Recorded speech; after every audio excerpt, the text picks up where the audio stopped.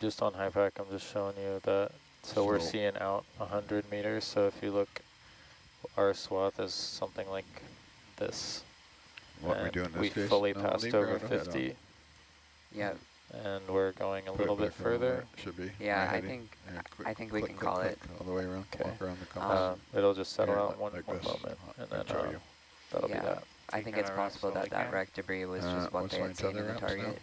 Yeah, maybe they didn't give me enough one. significant figures. Usually I just do Exactly. this. Yeah. So as I so unknown 49 stop, would be the so next. when I pulled you, it pulled Roger. it around. Yep. And then that's also my tail. I used the Atalanta thrusters as like a telltale. So now as we get closer, Atalanta will come back around. And why it's not Randy, did you the stop thrusters, recording, I or are do you not still know. recording? I'm still recording at the moment. That's fine. I'm going to stop recording because I can't see things as So well. it'll automatically come back Okay. around. So you shouldn't have to adjust your heading there. So basically when I'm pulling you, I know how much I'm pulling you by how hard the Atalanta's thrusters are trying to correct for it. And then all I do is stop. And when I see it, Atalanta not working anymore or holding its heading again, then I know I'm right at the maximum of my tether in the bank. And that will change depending on the current, like how hard the tether's being blown off to the side. Yep. Or how well we're in a line. So if I was off to the north, for example, right now, then we'd be dragging the tether sideways through the water, and I wouldn't be able to get this maximum. I don't know if you heard me, Randy, but just let us know when you stop recording. Start pulling you. Roger. Thank you. So I can, if you watch your thrusters, so I can just give it a little goose here, and it'll just start pulling your head around, and you'll see your thrusters come on constantly. And I know I've got maximum tether. Yeah. So right there, I've got maximum tether in the bank. But that's not pulling really hard. I can still, you know, if I'm looking at something on this heading, I can still achieve that. So I'll often do that a little bit right when we're coming into the site, and that'll give me that extra.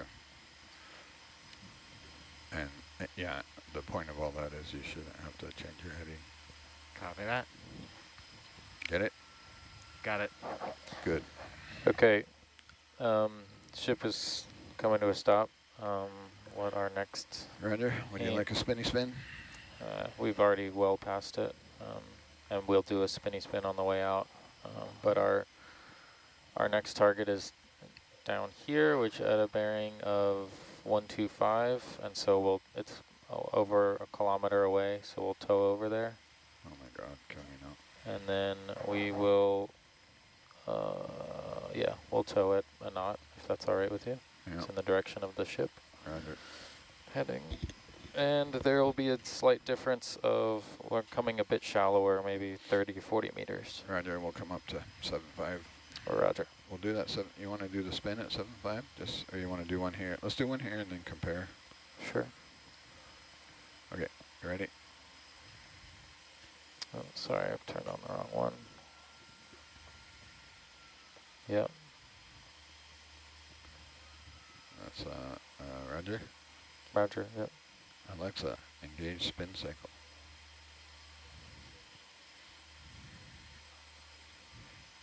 Spinning clockwise.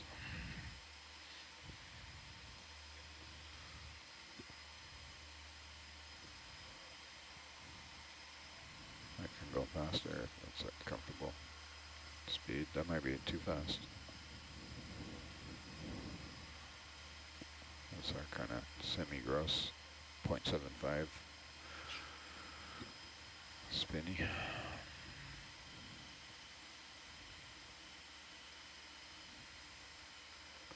Come down a little for me, Tim. Down on the winch. Roger.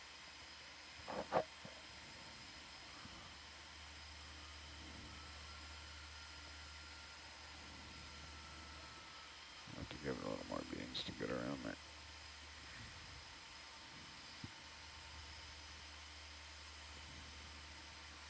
Holding at plus 10. Bring your head, what will take that turn out? Counterclockwise 180. Counterclockwise is positive tether out. Hey, wrong way, but that's okay. We'll deal with it later. Come on, come counterclockwise. Yeah, look away from me. I just needed just a little more to get Rennie what he needs.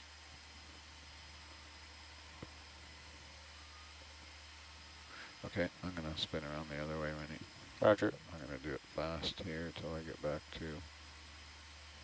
What did I do there? Wrong way. I'm not sure why it did that. I don't see anything out there. I don't know how if we really need to do more. Oh. I have seemed to have lost control of the vehicle here. That's just the acoustic noise out there.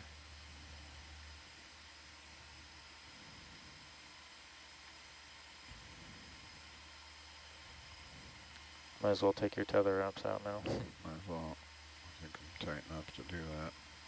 Maybe. I might regret this. Let's see.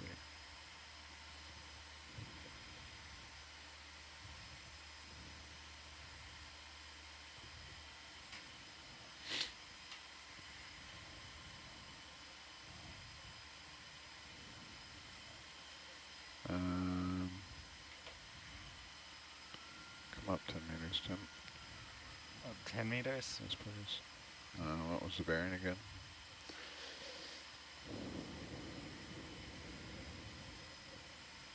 One, 2, 6. Right.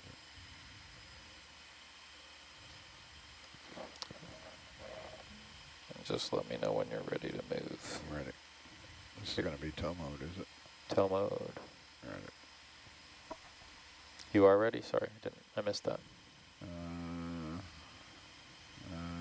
Almost. Yeah, roger. No worries. Yeah, you can start moving the ship. Okay. Subjects change without notice. Not yet. I should, though. I should be good. Yeah. Bridge nav.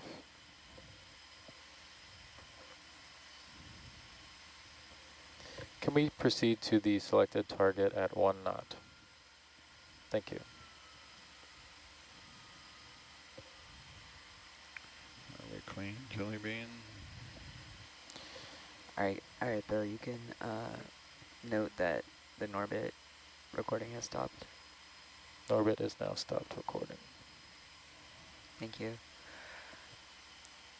We are clean, Jelly And Bean. you can also Okay, make a note let's that come up, we Tim. 7.5. recorded and surveyed Coming up to the wreck 7.5. debris and That is our tow all altitude. areas around unknown. It's debris. a compromise with Yash.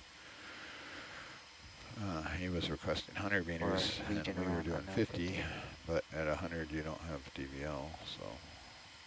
But at 1 knot we can do 100, just it's up to you. We'll lose DVL, so if you want DVL for twacking on the way, Rennie. Awesome.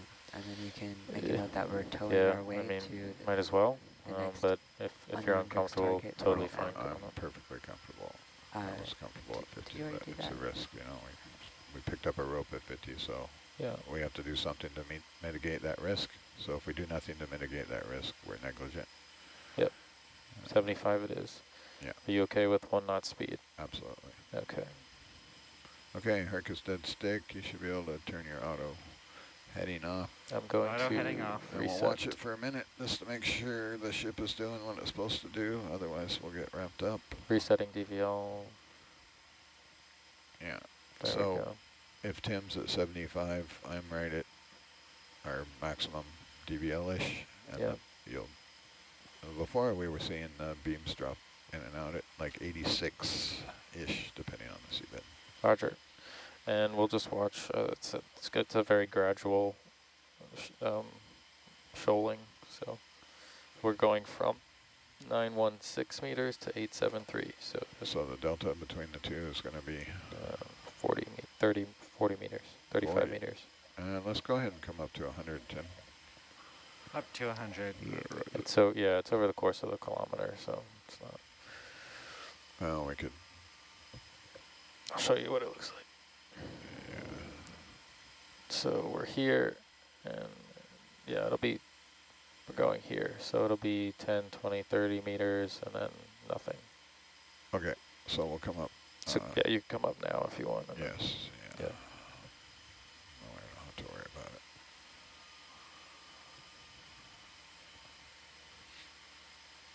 And then I can 100%. That is the Inkfish data. Right. They mapped a lot. We did map some of the areas over that they had done as well, but just to compare. Okay, sounds good. It may have been in this area, but Norbit has a grid wall you can turn on. yes, I can do that. And then that way we can work out Herc's altitude and the beam width. And our viewers can do the same, so they're 5-meter grid.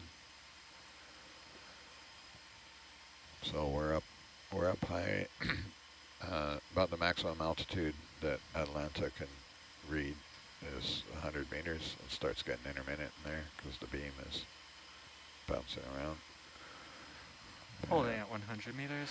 The maximum altitude that Hercules DVL can read is, reliably, well, it's 75, 80. It depends on the seabed and the water conditions and a bunch of other stuff I don't understand.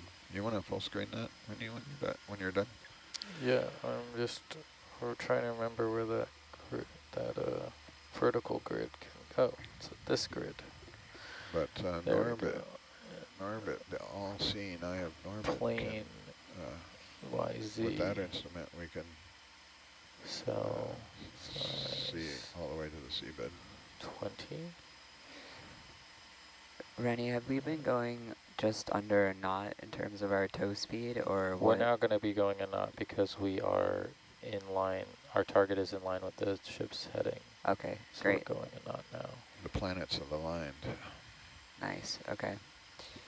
All right, so Where did my grid go? just a quick update on what we're doing and where we're going. It should be on the wall. There you go. Yeah, I'm working on it. Nice. It's too many. There's too many options. Welcome to my world. Do you want it 10? Let's do 10 cell size. Oh yeah, you can do 10. The 10-meter boxes would be. That's 10-meter boxes. That's about the width of. That would appeal to my sense of symmetry because we have 10-meter boxes on the ROV nav screen. We'll have 20. I just wish yeah, whatever. It's fine. Doesn't, yeah. We can work it out. Okay.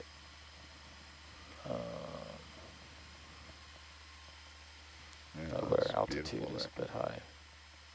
It won't reach our plane. Just give me a second. We'll get there, everybody. There we go. We're in no hurry at the moment.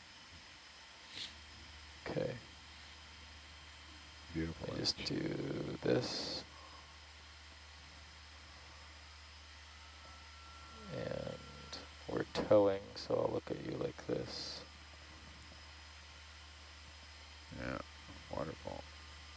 You can spin it around the other way so we can see the full trail. We'll be going, yeah, forward. Or we're going backwards, so it'll be the trail like this. And I don't need to see Herc unless you do. No. Yeah, something like that. I'll mess with it once we... the scroll wheel problem again. That view in the trades is known as the waterfall view, so... Yeah, we have the same terminology in mapping.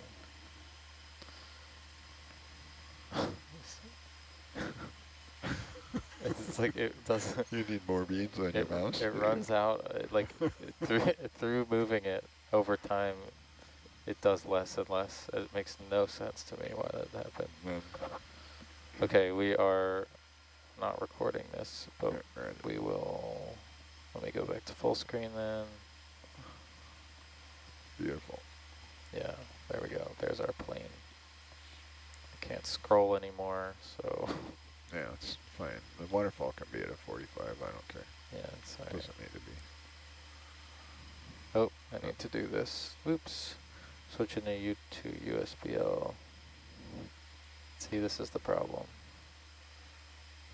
Too many So things. imagine you're in Middle Earth and you're watching a golden waterfall Now we go back to this somewhere around here. 1,000 meters. All right.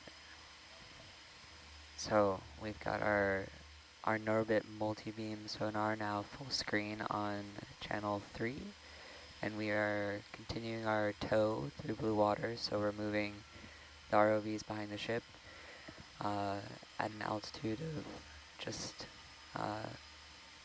around 100 meters, a little between 50 and 100 meters, so that we can get a nice view of the seafloor as we tow between sites.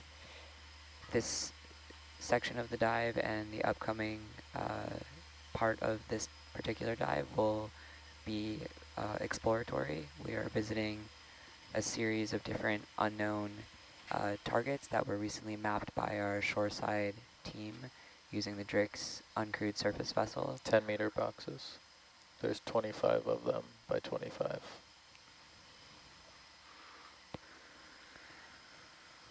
So by unknown, what we mean is that when we're diving on some of these wrecks, some of them have been visited before by Dr. Ballard on his 1992 expedition and by some other expeditions as well.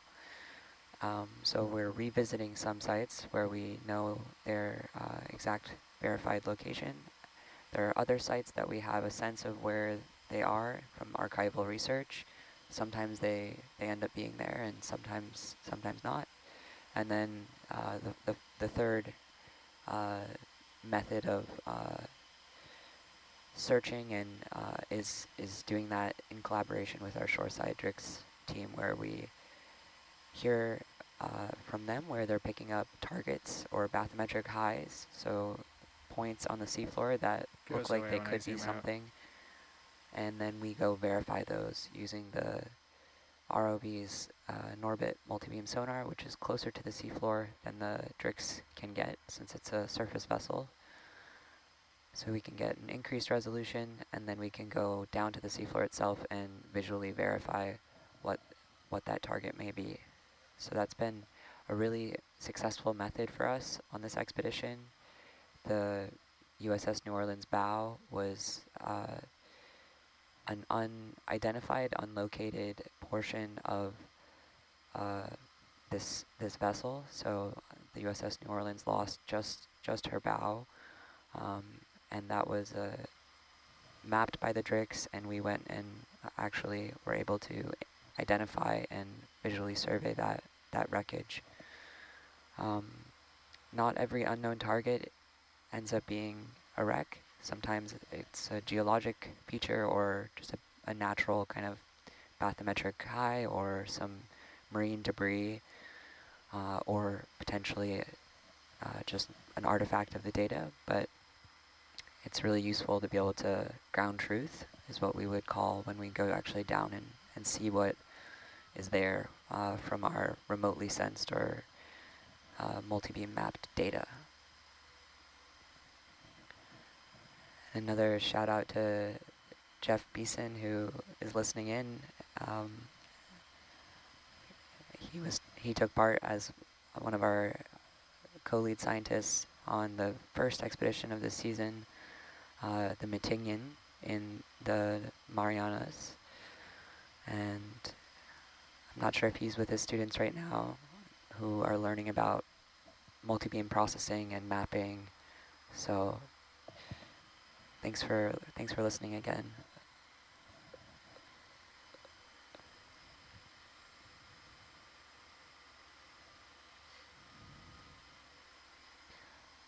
We'll be arriving at that next unknown target in about a half hour from now. And then we'll do that same kind of evolution where we use the Norbit to survey around before we actually go down to the seafloor and take a look at what's there if we do find something in the Norbit sonar.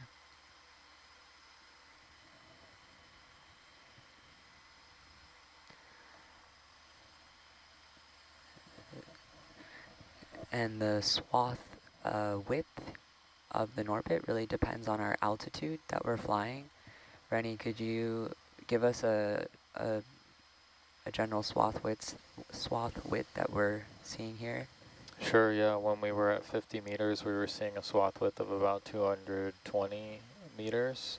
So that swath width, like you said, is dependent on our altitude above the seafloor, but it's also dependent a bit on the frequency of the sonar. So if you were to, if you can think about it as a triangle, with the peak at the source, in this case being Hercules, and the base of it being on the seafloor, the closer you are to the seafloor, you would imagine you'd only have a smaller swath width, and then the further you away, you'd have a wider swath width. But it's limited by also within that geometry is, within the geometry problem is the frequency. So if you're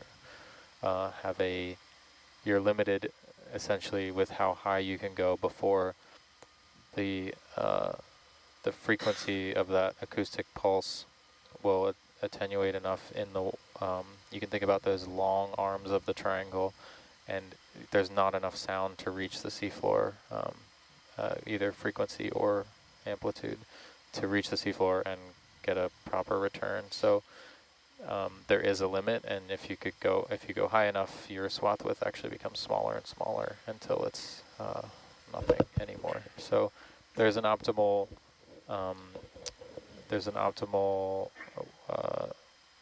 altitude to maximize the swath width, and there's an optimal altitude to maximize resolution, and then somewhere in between you're striking a balance between the two. I have a question about sonar, which it might be a dumb question, but I'm not 100% knowledgeable on sonar. There's no dumb questions, only dumb answers. All right, well, I guess the pressure's on you guys then. If sonar's, sound bouncing, shoot out sound, then it bounces back, what's stopping the sound from bouncing off at a, different angle and not returning back? There isn't anything, so it is actually bouncing off in multiple directions, depending on what it hits, and some of it will come back. And you can, depending on many factors, you can hit something that has less ability to return. So one of the things that you can see here, just with this gold color gradient, is it's actually a range of intensities of the return. So depending on the substrate, in this case, most of the largest variable here is whether or not it's at nadir. So you can see the intensity of return at nadir, which is directly below the at the the shortest length from the source to the seafloor.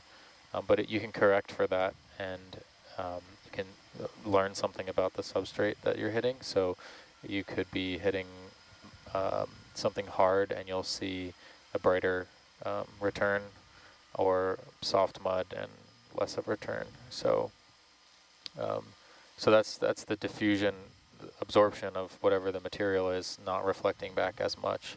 And then there's also angles, slopes to consider. So you may, depending on how you strike a slope with your acoustic pulse, it may bounce away from you in more, primarily in a different direction than back to you, and maybe you'll get a softer return. But and then there may be a point where you don't hear it anymore. Alrighty, thank you. Is that kind of backscatter that you're? Yes, yeah. Different? So backscatter, yeah, that basically what we call that is backscatter as the intensity of the return. And then there's also water column backscatter, which I can toggle on briefly. So with backscatter, you can also determine the consistency of the seabed, whether it's a rock or mud. We can interpret it, and not definitively say until there's some ground truthing, but yes, we can infer that something is not returning as bright as something else, and we can make some inferences about that. I don't know why the water column isn't showing, but there's also backscatter within the water itself, so you're not just getting, the hardest return you're going to get is from the seafloor, but you may get some other returns within the water column, let's say with like fish or something like that. Those will return as well, and most are, we'll just kind of give you the hardest return back and say, okay, this is the seafloor, but if you want to look at what those auxiliary returns are, you can. Let me see if I can tune out this stuff. What are you getting for a beam width? Yeah, At this yeah. altitude? Let me check that. We're past our optimal. Yeah, this is probably altitude. back a bit smaller. Yeah, now we're down to like 150. So. Overall. Hmm? Yeah. And our altitude then is, where are those divisions there? We are 105 meters up, 115 meters, close 120 on the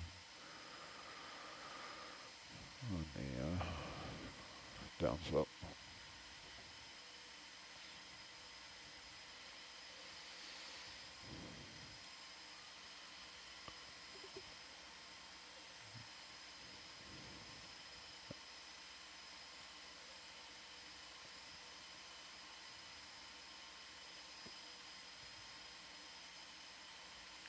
We could come down a little bit if you want. Oh, it's all good.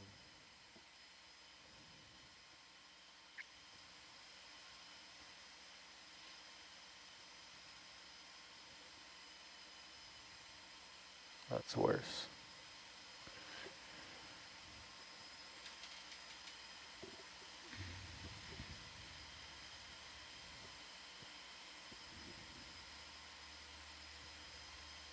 Yeah, K2 was complaining when we were doing the 100-meter altitude tows. What about that? Oh, K2 was complaining about the 100-meter number, and he settled for the 75, but he still wasn't as happy as the 50. Yeah, it's performing okay right now, but the biggest thing about it is that we won't have DVL, so we'll see if we have a lack of pings or a stray ping. Is it just kind of right somewhere else in space because there's nothing to constrain it, you know? And so it gets a bit, it's mostly just for operations purposes. It's not.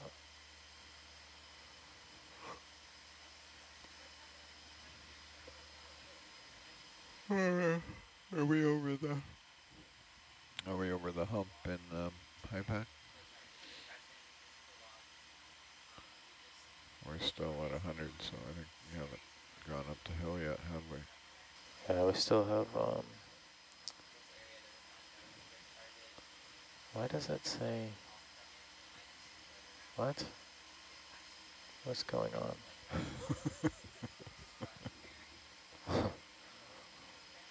It says 500, but that's not right.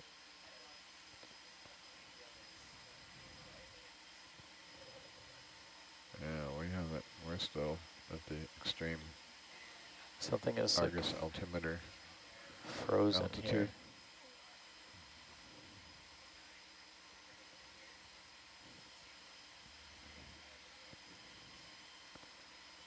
Oh, HIPAC was, the screen was frozen. That was odd. We are indeed, it was like everything was frozen back here. Yeah. We're indeed about halfway. So it should be flat from here on out, because videos will come down Yes, to 75. roughly flat from Okay, here on Tim, out. yeah, make your altitude 75, please. It'll be a long contour. Did you copy, Tim? What was that? Make your altitude 75, please. Coming down to 7.5. Roger.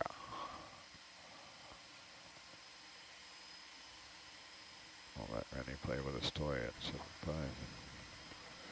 Yeah. Compare that to 5.0. We get to see what our That was so strange. I don't know why it froze up like that.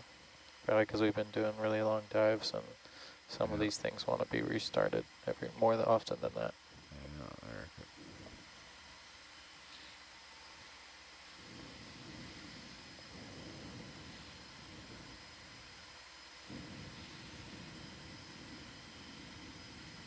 So how many boxes we have now? We got 1, 2, 3.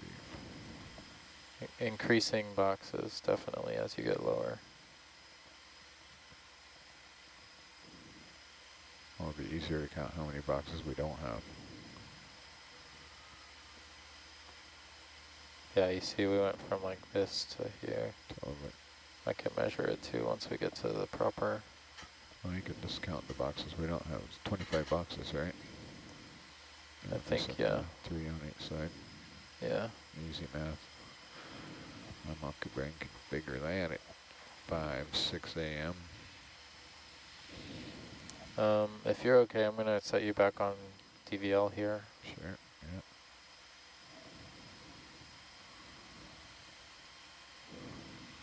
Holding at 7.5.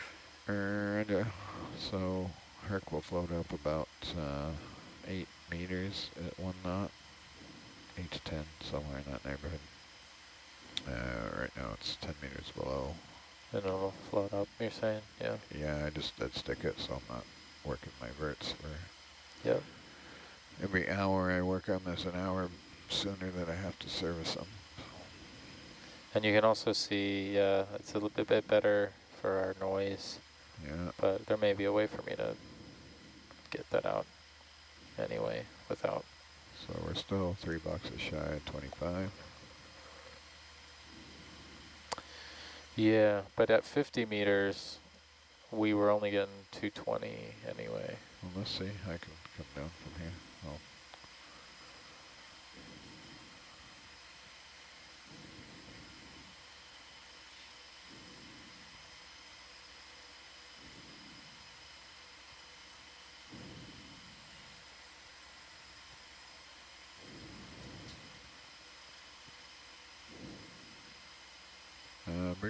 Give me another 5 meters, Tim.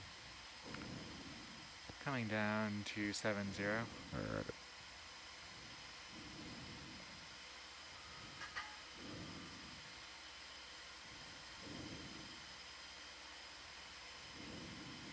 I'll come down to 50, Rennie, and then let go of it. And Yeah. or I can pause there for a minute if you want to get some numbers. And then I'm not seeing a difference, to be honest with you, so maybe 50 is fine. Yeah. Yeah, I don't see any difference in swath width. So it seems like that might be the best anyway. Yeah. All right. It's better. It's more better for me because Yeah, then we're more. then it's less wear and tear up and down on the winch. Less effort is actually what it comes down to laziness. So that's holding at 5-0. Yeah, it's about the same. Holding at 7.0 altitude. Yeah. I'll watch it there for a minute. Yeah. So you basically got noise into the last box on one side. Yeah, I think we got a little bit more at 50. So 50 seems more optimal than 75, and then we can keep DVL the whole time. Yeah, you get DVL at 75. That was the trade-off for Josh, as I say. If we we snagged a rope at 50 meters altitude. If we don't do anything to correct that, it's kind of negligence on our part. So yeah, I think it's effective as far as Norbit's concerned. It's effectively the same, 50 to 75. So yeah, that was kind so whatever Josh prefers. So he prefers 100. But yeah, 100 is a different story. It's easy to make that be safe call from the beach when you got all the other shifting priorities. Okay, I'm gonna let go of it there. So you got a good baseline there, do you? Yeah. Okay, letting go. Well, yeah, essentially as far as Norbit's concerned, unless K2 says otherwise, I think it's about the same, 50 to 75. Yeah. I don't know if he's playing around with the actual settings on sonar. See if we still get that noise in the last box up at 75. That would be a good telltale.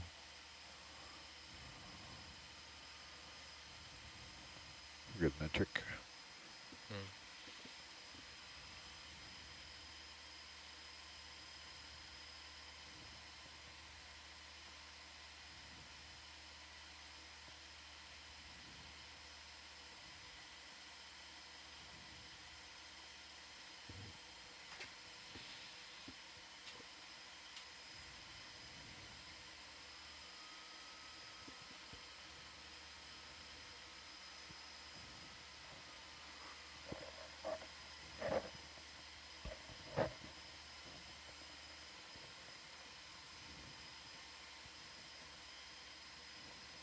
Looks like it's actually going in a little, doesn't it?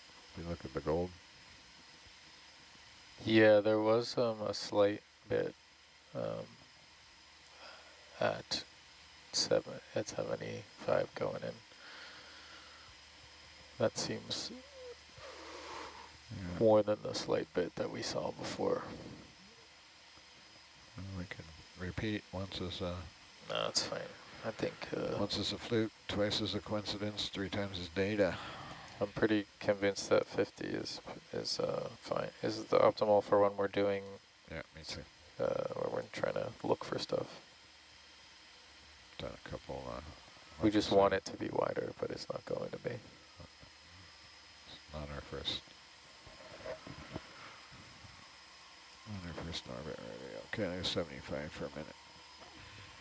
That's Were you it. saying swath width equivalent at 50 to 75? Well, you can see the gold waterfall. See how it's come in? Yep. So it's and at 50 we were on the right side of the screen there. The little white dots were reaching out into the last box. Quite a layback at a knot. Yeah. 230. 230.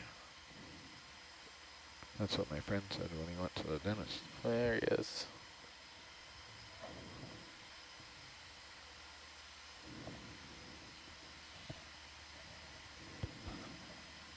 It's a little hint of something there in the...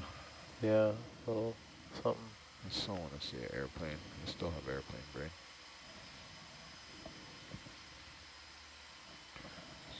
So just for grins, I'm going to do it again.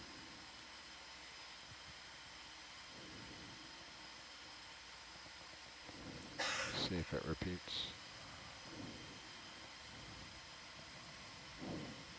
I have the time so I can do it a little more controlled. 10 meters a minute. Descent rate. Wrong button. To be honest, I was surprised that DriX can pick up such a small piece of, If you saw the sonar in the belly, yeah, the guppy, yeah, I got it is massive. Yeah. The amount of equipment they have on that thing is very impressive. I mean, so definitely there's a chance we might be seeing any aircraft wreck. Yeah. Yeah. Yeah, it was originally only a deep water DriX, and they modified it also at the University of Hawaii Marine Center. We had a couple of great years there. We had DriX in one bay and Hercules in the other one, and they basically handed us the keys to the place. And such a fantastic facility, and just the people there were just absolutely awesome. Anything we needed, and they were so excited to have us there. And DriX, yeah, did also some major upgrades there. But one of them was they took they replaced all the sonar in DriX, which is no small task. And they did quite a bit of modifications to the UDS, the Universal Deployment System, which is kind of the big pontoon boat that DriX launches and recovers from. So they had a fiberglass shop set up there. They had an electronics shop, mechanic shop. The DriX team did.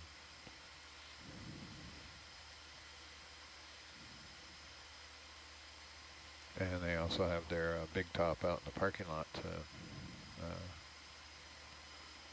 It's quite just getting DriX in and out of the door, or the UDS in and out of the door was quite a half a day operation. So two forklifts and cranes.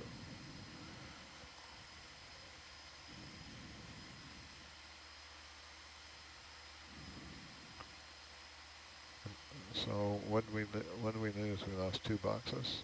The difference there. We gained it going down to 50. Yeah. So, but what's the delta on the swath width? So if you come up 2.5, you lose. Yeah, it seems like we lost 2 boxes on, so maybe 30 to 40 meters, perhaps total. That's a significant number. Yeah, yeah. So yeah, you could roughly say you lose the amount of beam width that you gain in altitude once you get past the optimal altitude. Yeah. Is that a fair statement? What was it? You said we lost 30 meters. I think so, yeah. Of swath width. Yeah.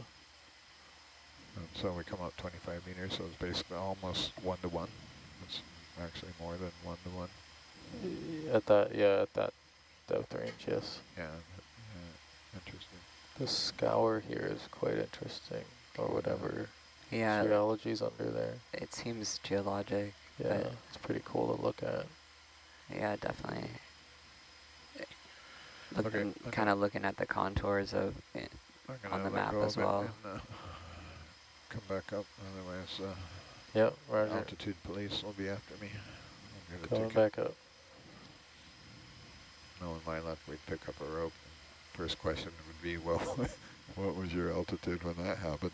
Yeah. And if I said 50, I would probably be fine.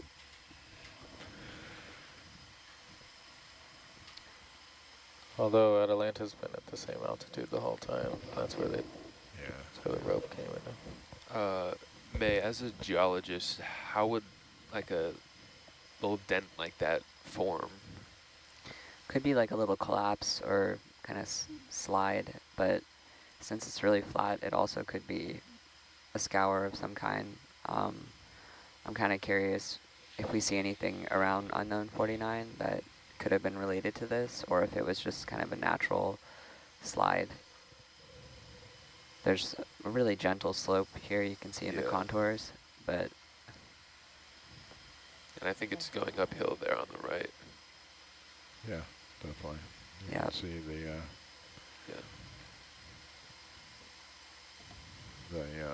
what do you call it, Ernie? The grid wall? The square boxes. Yeah, so this would be uphill in this direction, and that's what we're seeing. Yeah.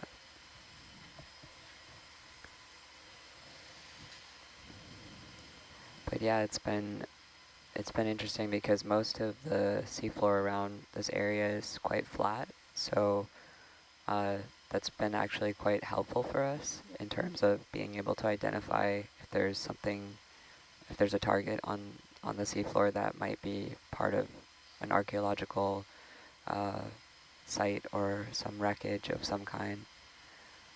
Some areas that we're working in have a lot of rocks or have really kind of jumbled seafloor. Go ahead, Bridge. Yes, when we reach the waypoint. Thank you. Yeah, could you imagine doing this in radical bathymetry? Yeah. On the side of a mountain, side of a seamount? I mean, we've done things like that before, and it's been really really difficult. So it's definitely makes using the Norbit and also just navigating with the vehicles and everything a lot kind of safer and clearer to identify targets. just the transits from one site to the next have been pretty benign and gentle. If you have radical changes in bathymetry, it's Yeah. you have to. I certainly wouldn't be getting out of my chair and stretching my legs during the watch.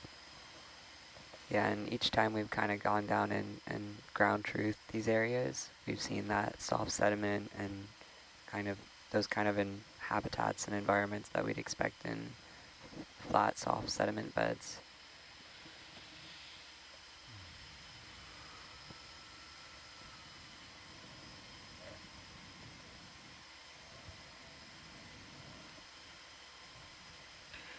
BBL is.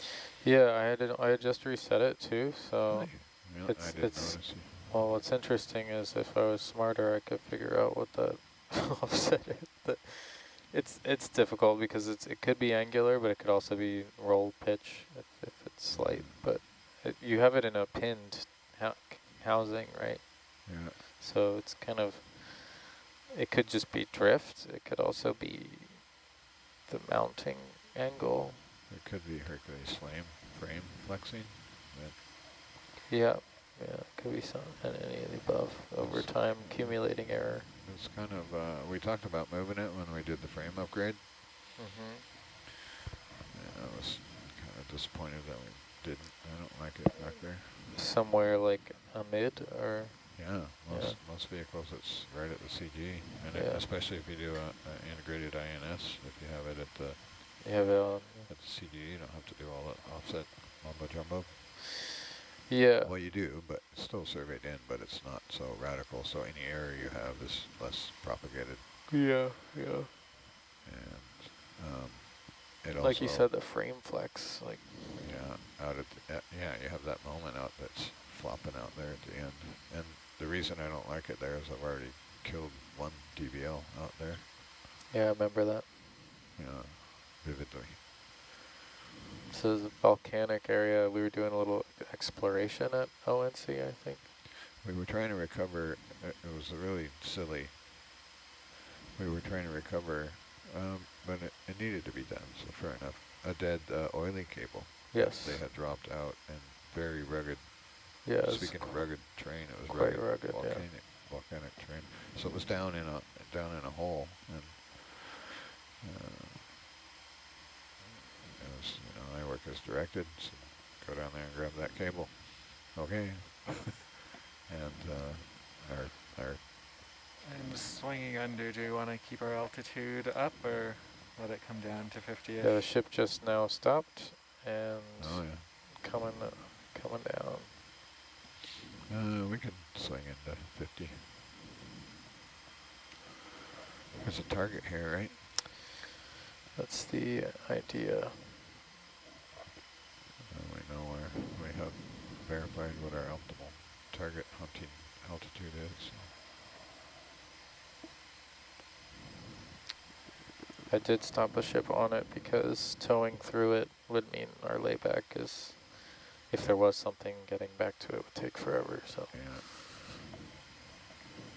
Yeah. And if we do get hung up in something, we're going to make it a lot worse if we're ripping around at 1 knot with a 200-meter layback. There'd be no stopping it.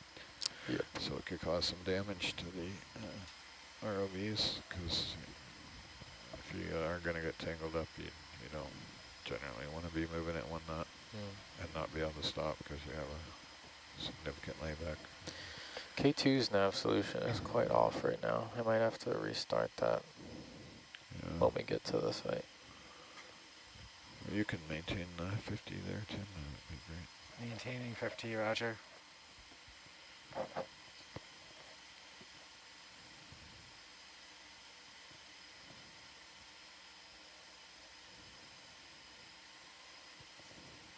Yes. Right. I have it up here on this chart. It is useful. Roger, sorry.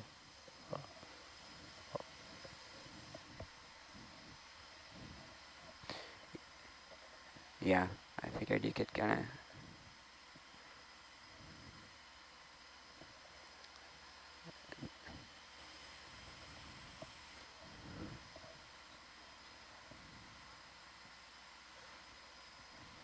For what?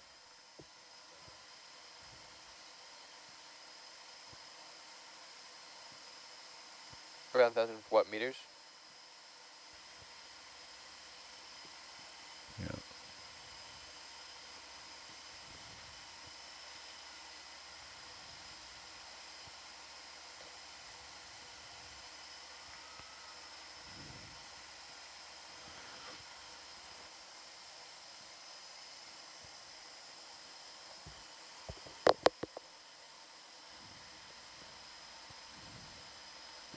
The Vincennes? I mean, I edited it, so yeah, I watched it a couple times.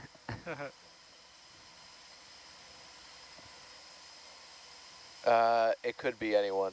I know there was a lot of Larry and Frank, and I'm not sure who the pilot was. Yeah.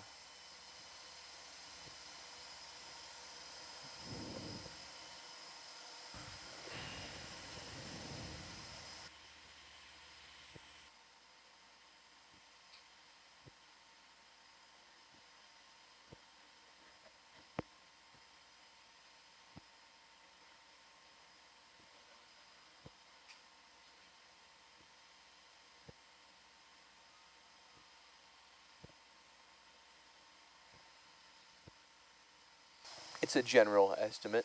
That's not giving away anything.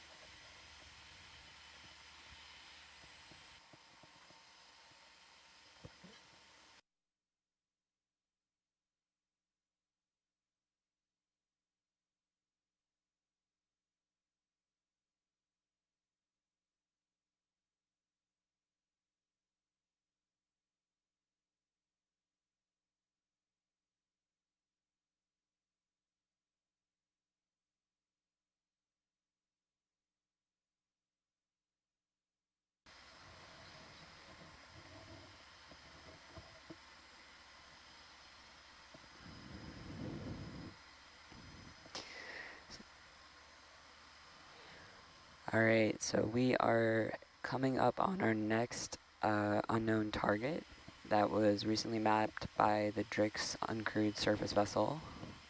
We should be there in around 5 minutes or so, 10 minutes. I think the ship is already there. The ship is there, but the ROVs are still catching up. Jacob, can you take Norbit off momentarily? Absolutely. Thank you. Give me 1 second. Let me know when it's good. K2's nav solution is far away, so I'm going to Yep, fix Norbit's that. off stream. Thank you. Well, it's probably going to get real funny for a second.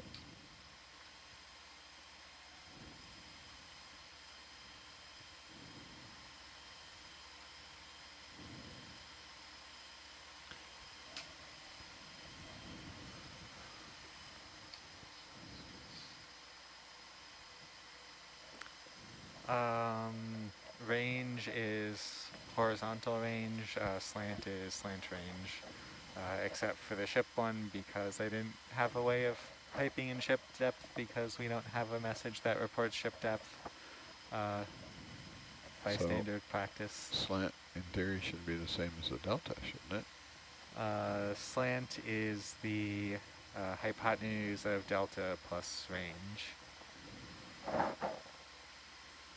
Right.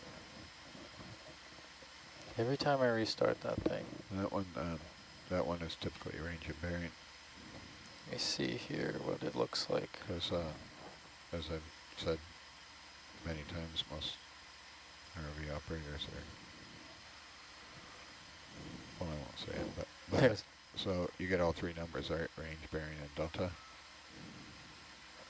There's K2's solution coming towards us. Roger. It's crawling. It'll get there. That's why it's doing that sidestep thing. But yeah, those two, from an operator perspective, should be range and bearing. Gotcha. because if I want to like turn and fly back to Atalanta, so it's typically range of bearing from the vehicle to the object. And then we want to know, like, so if we want to know how far Atalanta is away from the ship, then you might reference the ship to Atalanta, but in the case of the two vehicles, I'm basically going to want to know at a glance how far away I am from Atalanta, what bearing I need to go to get back there, and what the delta is.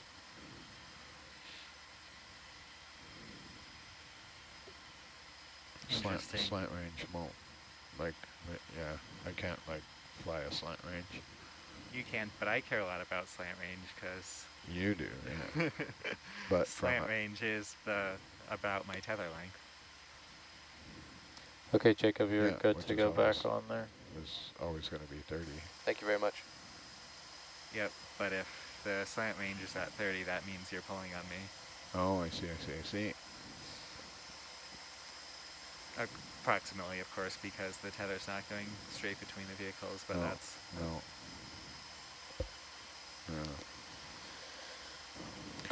That is typical, actually, in the industry. So the surveyors care about slant range. They talk about it. You never hear the word slant range in the ROV control room. Very rarely, unless you got someone who's has that kind of background, who's operating their mind thinks that way. But K2 solution is almost where we need to be. there, I do it. Let's click in our associated auto headings. Just it's a good idea at this point to have auto heading on. Same for Atalanta. Auto heading on? Yeah, that way if we start, once the swing is complete, and I should be coming down to, once the swing in is complete, if we come loose and we don't have auto heading on, we could get wrapped up. Then anything can happen. Yeah, so if auto heading's on, at least you know, oh, we're coming loose, and you just fly forward.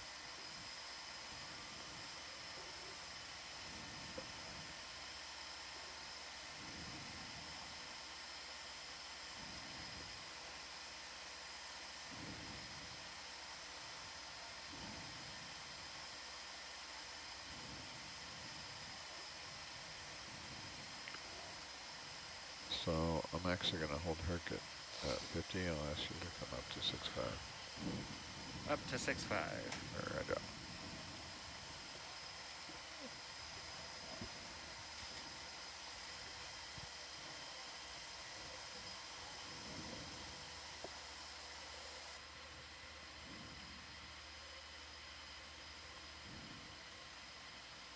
Actually, you can come up to 60, because I think I'm going to come into you to get to the target, unless it's up to Rennie.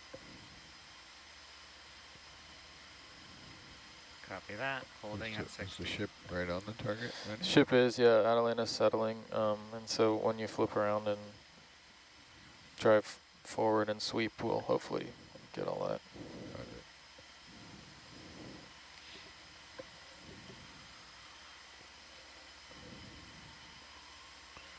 Okay. Sorry, you're going to come up a little more, Tim.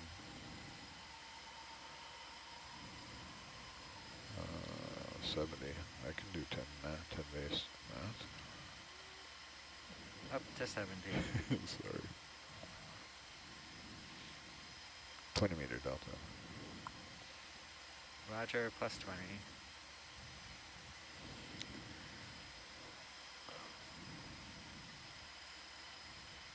Atalanta's starting to settle there. Roger, I'm backing up now. Holding at 70. Roger, thank you. Let me switch the view here to be behind Hercules.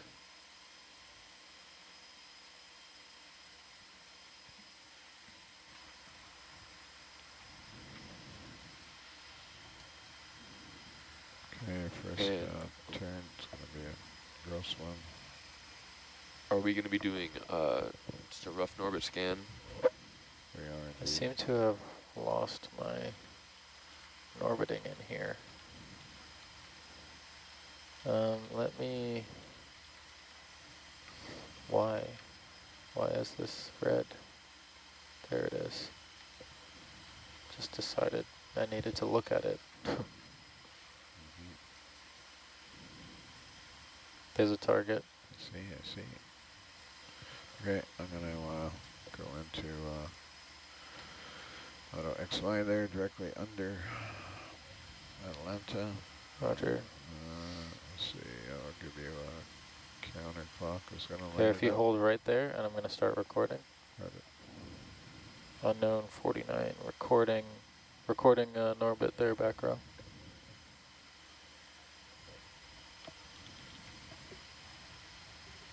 Copy that, eh? Yeah, Bill's writing it. Okay. Roger, thank you. Okay. Yeah, whenever, if you want to drive over it or... I'll just, if I drive over it, you'll get it? It'll be better, yeah, I think. Yeah, Better for the data, yeah. Drive it. I'll just change the number here.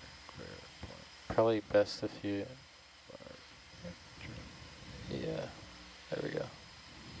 Okay, as I step forward here, Tim, you can come down 5. Down 5. Alexa, engage auto XY. Right now there's hundreds of Alexas. Let me go back.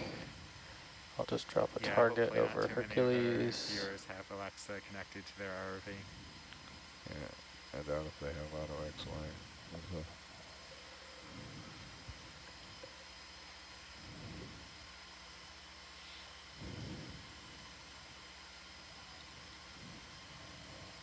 Come on, be an airplane.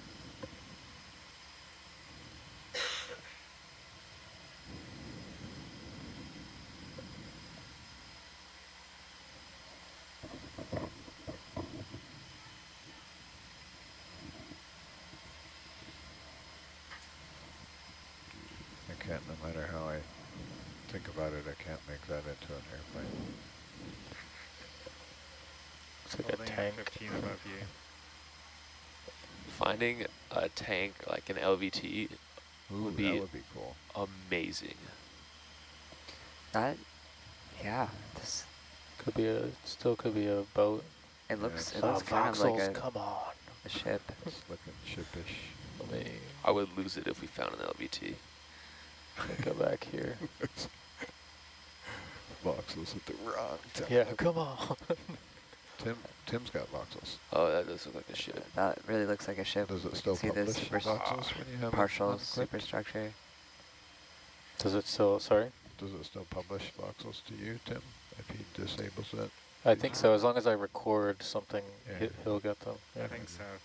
Because we are getting it. Are you on PC3 again? I'm gonna, do you want me to step forward with the ship? Not yeah. that I can be. Okay.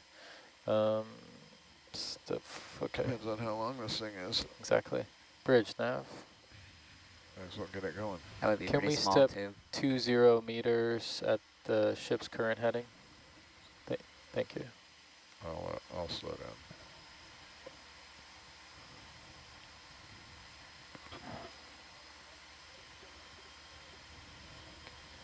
Bridge nav, we can make that 50 meters total. Thank you. That's ship-like, isn't it? It certainly is. It's exciting. Yoo-hoo. You got it.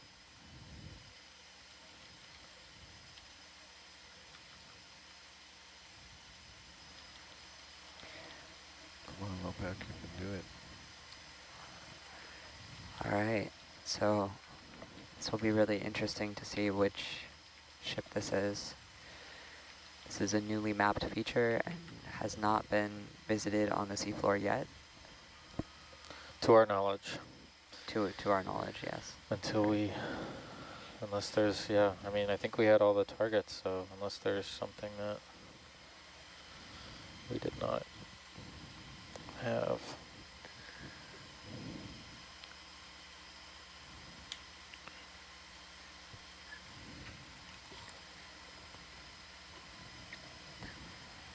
don't know if Hiroshi would know about this, but one of our scientists ashore is mentioning that the Makigumo, Yeah, Makigumo, yeah, Makigumo, yeah. That is a Yugumo class, another destroyer. yeah, so that apparently was lost in the relative vicinity of the Preston and the Walke, which we had previously surveyed. Refreshing that There we go. to make sure Yeah, this is yeah, Jake doesn't big have ship, to yeah. worry about sensitive data.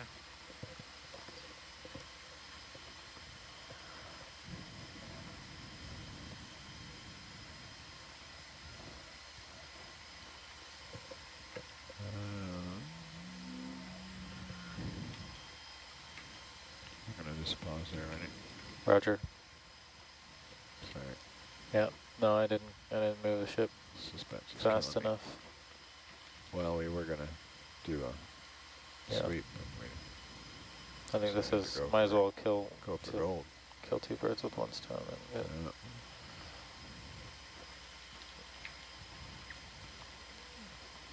now the next question is going to be, do we want to finish the Norbit survey before we go look at it? No, I want to go look at it. I don't care about the Norbit survey.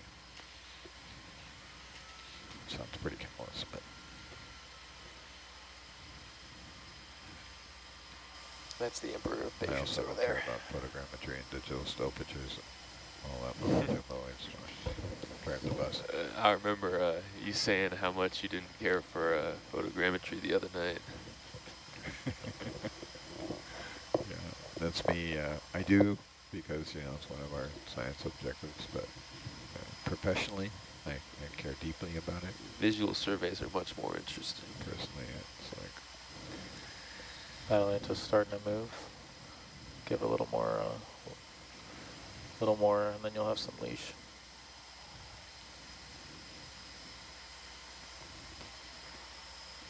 Rennie, are you able to give a relative width of this ship? And I can give the width, but not the length yet. yeah, I know not the 1.5 length, just the boxes. width. And the boxes are 25. What are Tim's boxes? Yours are 10? Are they 10? The voxels are the same. They're the same voxels. Oh yeah, so those are 25 meter boxes on the monitor 2, which is the upper right monitor.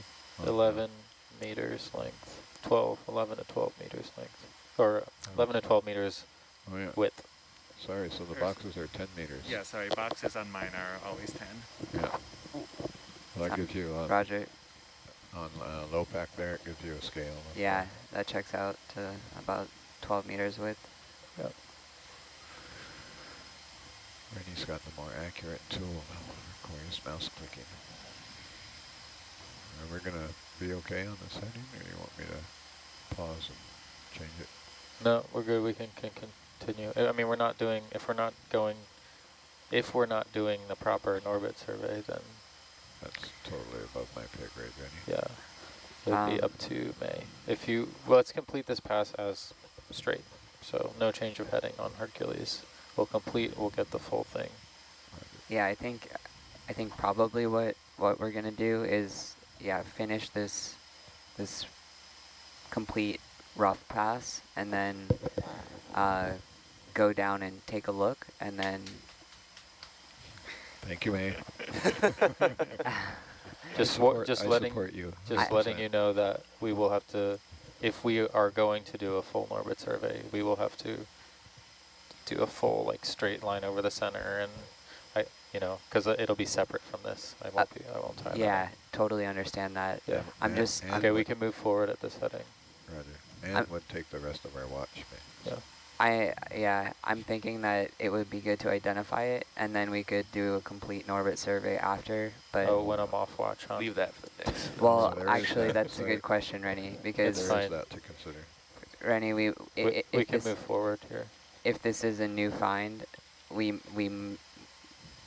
might actually want an orbit survey Yeah, of that's this. fine. I'll come back. You'll come back? Okay. Yeah. Can you move forward? Oh, I'm Yes. sorry. I'm sorry. Sorry. I kept. Got it. Spence is killing me too, so. Okay. So we want to, the priority from a science objective is to identify the wreck. Yeah, I mean, I Roger. think for every wreck we'd like to have a high-res Norbit map, but since this is a new and unknown wreck, and we have a rough, operationally usable Norbit survey, Yeah, we can go take a look and then do our proper survey afterwards, yeah. so that we know what we're looking at.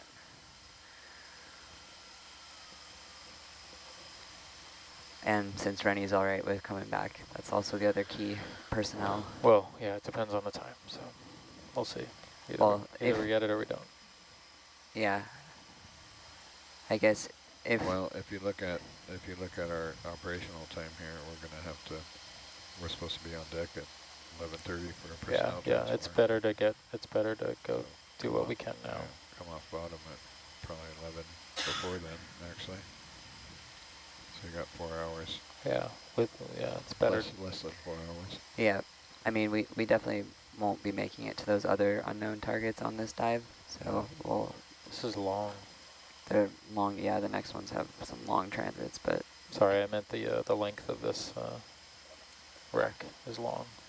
yeah, it seems to be quite Pretty big. significant. I'm curious what it looked like on DriX's. I'll ask Larry for that. It'd be helpful to have the screenshots of each one of these, but it really doesn't matter for our. It's just me, Yeah. my curiosity. Yeah, agreed. They were on the previous one, but not this one. The previous sheet, I mean. We might have to do a vessel move 135-ish, or maybe a little more, 150-ish. Might run out of leash here if this thing keeps going. Yeah, roger.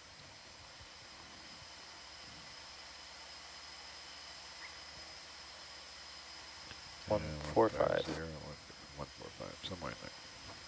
Bridge nav.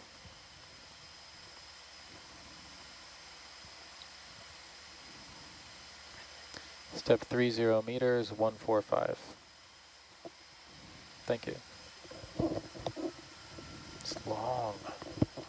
Super long, and part of it is like definitely missing here. Yeah. Yeah, we came in at just the right spot. How lucky is that? Yeah.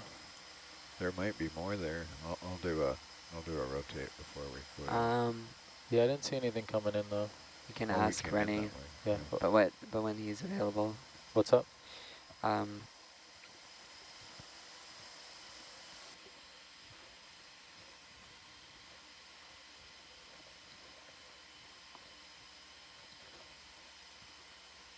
If it's this long, it's going to take at least 4 hours to image it with video and photogrammetry. So 6.7 miles, 224.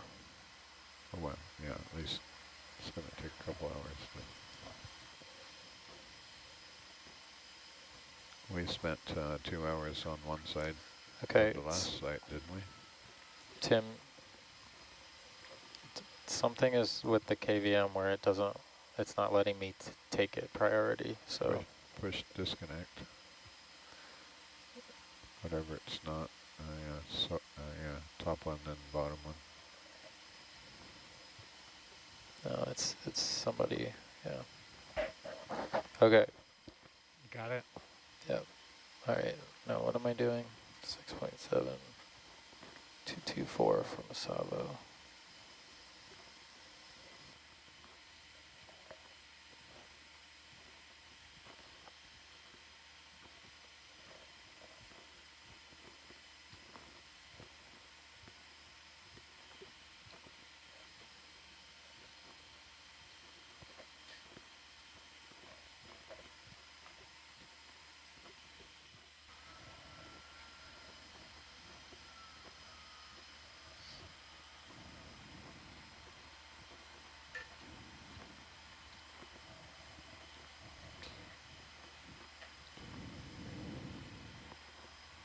So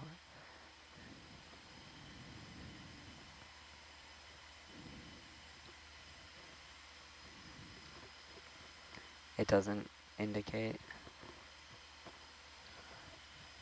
So Hiroshi, do you have a lot of, some of our other experts ashore are thinking that this is probably some kind of Japanese ship, Yugumo class, either. Yeah, we still have several, Japanese, not just maybe 3 or 4 possibility. Everything Akatsuki, Takanami, and then Makigumo, and then Natsugumo. Those 4 destroyer hasn't been found, I believe. And then 2 of them, Takanami and then Makigumo, are Yugumo class destroyer. And yeah.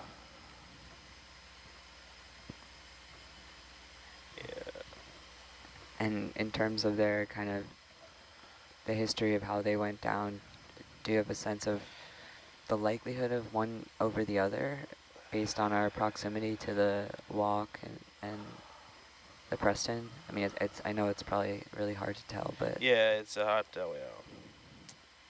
Well, yeah. well, once we get down on the seafloor, we'll be able to investigate as usual and look for some diagnostic features during our non-invasive archaeological survey.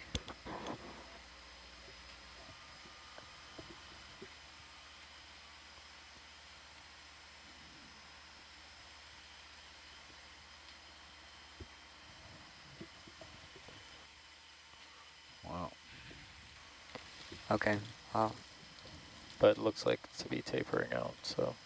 yeah, that's probably the bow. So if it's 100 meters, it's going to take us half an hour to get down each side. At least double that because Yeah, we're not like moving constantly, so probably Now we're gonna do some couple hours here, easy. some real inspection rather than just a quick visual.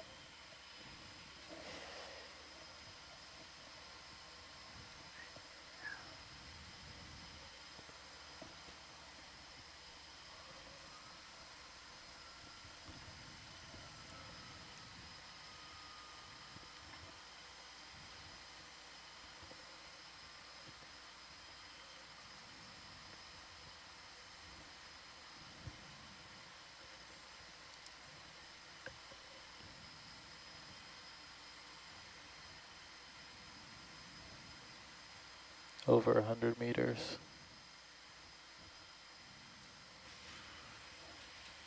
This was a DriX target. yeah, this was.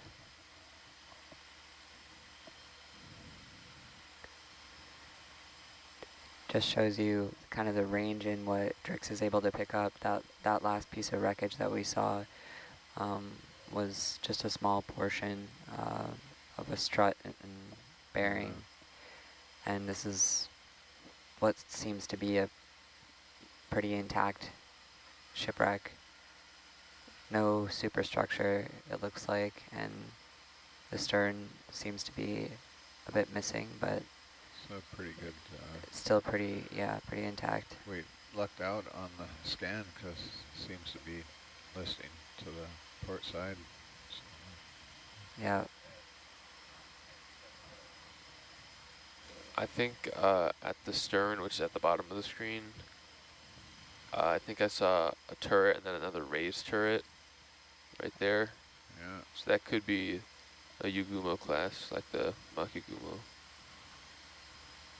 Yeah, I see what you're saying, Dan. We did look out. We got Yeah. points in there. But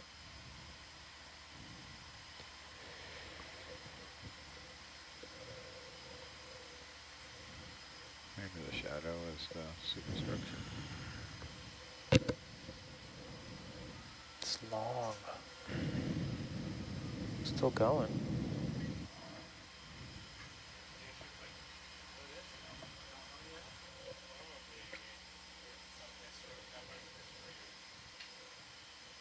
There's every chance we may be diving here again if we.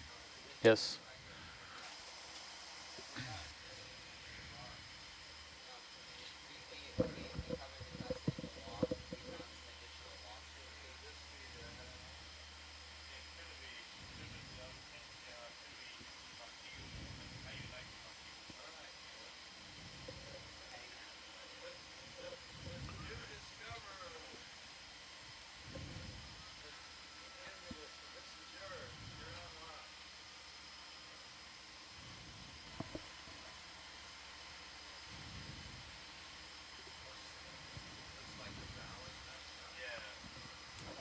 That's it.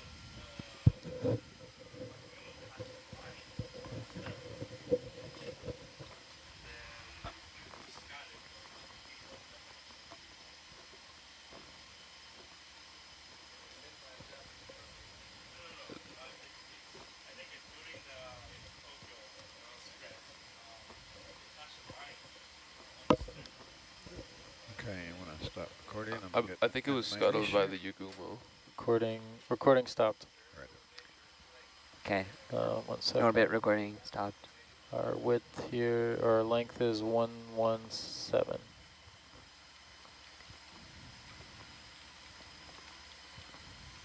Let me position the ship. Oh, you're fine. You can leave it right where it is. It's actually in a perfect spot. Okay. Our watches are finally getting interesting. All right, so we just did a kind of rough pass with our Norbit mapping system over this newly identified wreck. We are not sure what it is yet, but we are soon heading down to the seafloor to do a visual survey. You got a headset for Dr. Ballard? Jacob's gonna get him set up Yeah, get him with the set belt up pack. before he comes. Because Yeah, this looks like it'll be an it's, alright position for Atalanta at the moment. much easier for me if he's on the comms. Yeah, I don't have a separate definitely. conversation. DVL reset. Alright. Hey. Okay. So when we do get to the seafloor and start looking at it, I will turn on the timer, so we'll kind of be doing visual survey, but also photogrammetry as usual. Okay, Tim, you know what to do. Oops, sorry, wrong button.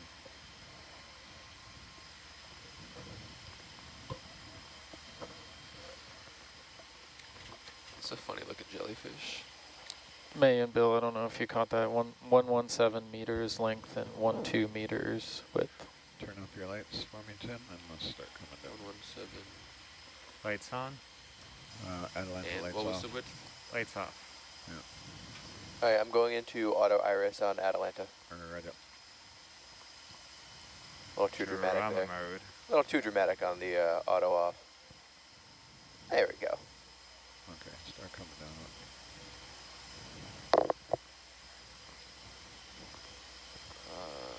No. And tilt up a bit for me. Tilting up. Yeah, 20 meter. We'll keep that 20 meter delta. Yeah, right about there. Perfect. 20 meters, copy. I'm going logging to it try now. and make this dramatic for the entrance for Atalanta. I'm not video. sure if I did. Following you Oh, down. alright, I'll delete this. Let's try a 15 meter delta there. Come down a little faster, faster. Faster.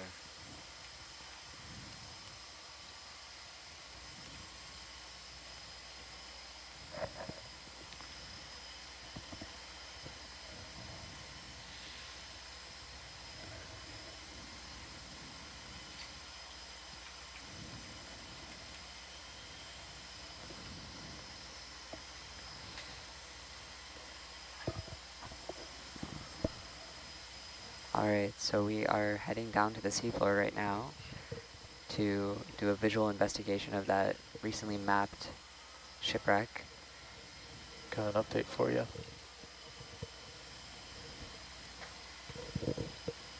Maybe another 10.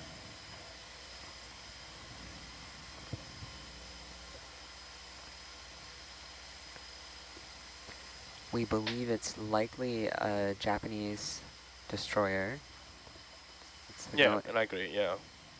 We are still missing 4 destroyer in this area. Yep. Okay, 10, 15 meters a minute. So 15 meters a minute. Sorry, belay that. 10 meters a minute. 10 meters a minute. So Hiroshi, could you share a little bit about the differences between these destroyers that might help us kind of distinguish which one's which? Yeah, wow. Even for me, this is first time, so It might be difficult, yeah. yeah. But definitely, yeah, Yugumo has a, the history that it touched a mine in the stern, and so probably has a heavy damage. Sea mine. Yugumo touched the I sea hope your mine. low pack's accurate, Tim. So in the stern, so that is a big indication at least for the damage, and then yeah.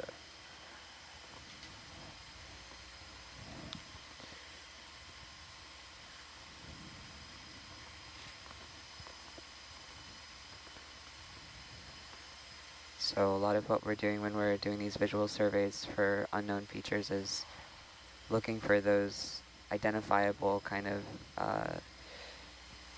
what we know to have happened to the wreck that caused it to sink, as well as some of the diagnostic lettering or numbering on parts of the wreck and its main features, its superstructures or other kind of diagnostic parts of the ship.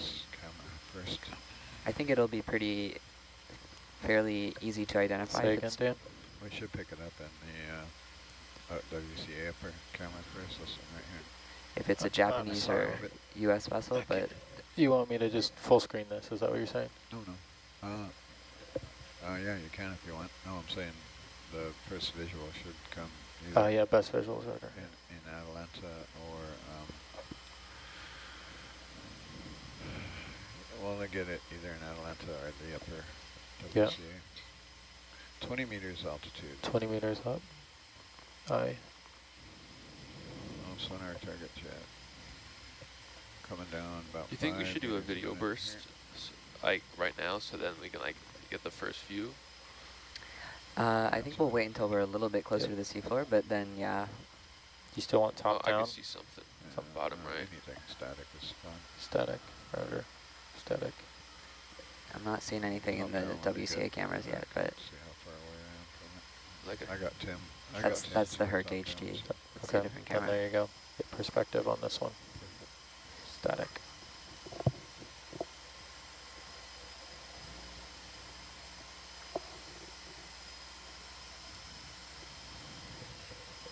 Bottom in sight. Structure in sight. Yeah, visual. Visual and upper, WC upper for the wind and Yep. the Zeus. Seeing that. All right, ready? Tim. Do a video burst now. Looking at you.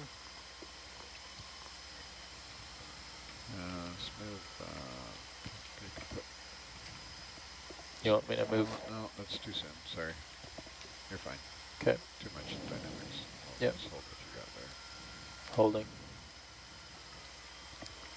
I'll back up a little bit and get the dramatic.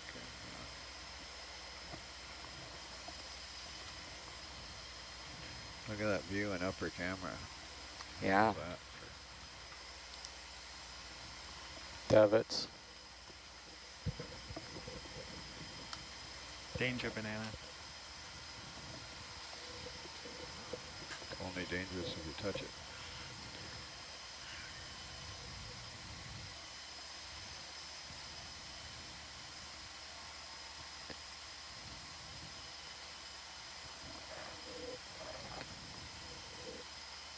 So are we kind of midship? I'm looking at the Yeah, forward. forward of If that is indeed the bow on the starboard side of Hercules, then we're amidship but slightly forward. yeah. Okay. All right. Okay, I can see the mud lane there in one of my cameras. I'm going to move to Then my where's starboard. Can you make a note that we are descending down just forward of midship?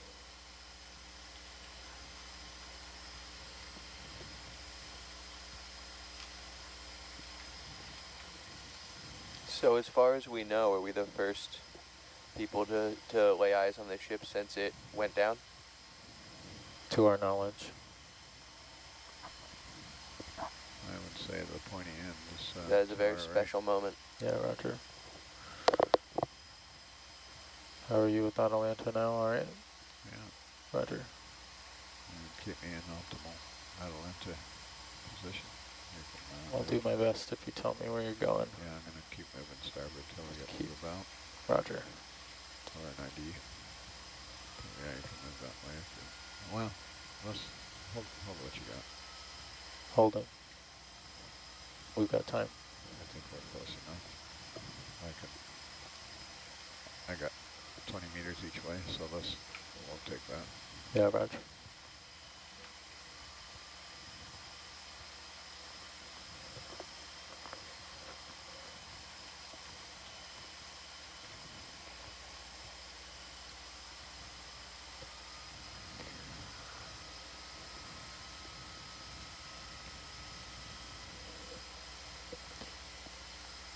All right, let's end that video burst so we can move into photo mode.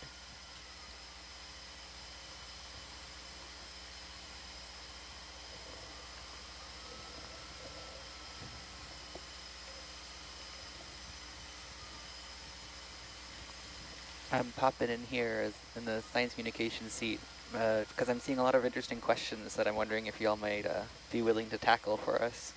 Awesome. So let's see. Do you want to start by introducing yourself? Yeah, hi.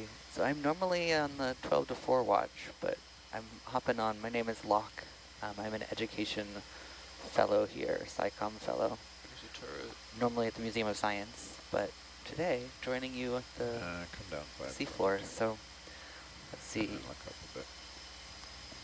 There's lots of curiosity about what kind of ship this is, where we are in the ship if we know, and kind of the orientation, asking if it might have been fallen over or something similar. Do we have a sense of that? The ship seems to be upright, just according to the quick map we just made. We are amidship, what we believe is on the starboard side of the ship, but we won't know till we investigate it, and we're towards what we believe is the bow. Incredible. And we do not know, so we're everyone watching is learning in real time along with us what this more information about this ship. Wow. I do not think this is a Yagumo. The turrets do not look at all like that. Looks You should be able to ID it from the like gun. a single gun turret, Is that, and the shape is wrong.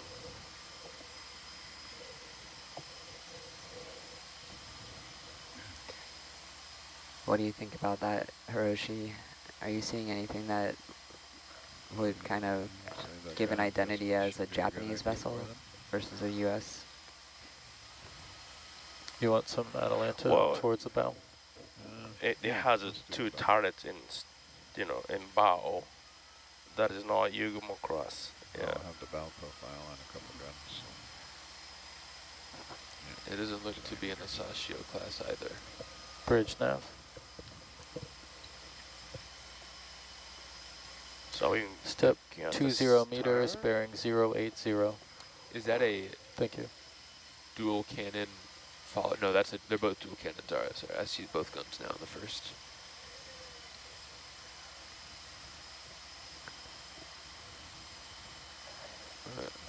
I don't think it's an Asashio. Let's see.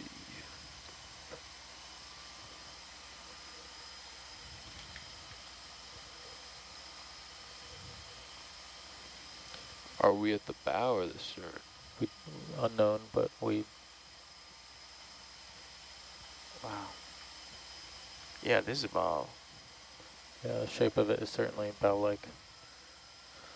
I'll call this starboard then. Some of the Japanese vessels had a pointy stern as well. Yeah, it's kind of tough to figure out because the other side seems to be damaged enough that we don't know if that's the end of the ship or not. So, can't say for certain yet. I would say that's the Is this props up there? spinny thing there. Is it? Is it? I don't know. Can we get a little bit lower down? Yeah, working on it. Nearing Can't the end tell. of your leash. Roger. Yeah, coming your way. I'm going to come back. I'm going to do a lower video pass here. Gotcha. A lot of folks in the chat are excited that it could be the IJN Teruzuki. Yeah.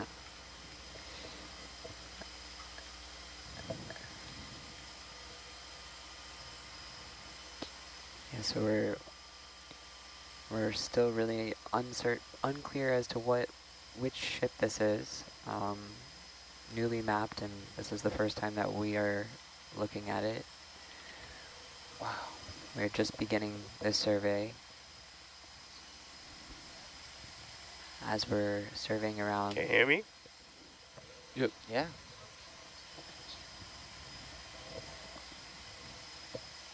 Yes. Yep, absolutely. I hear you, Hershey.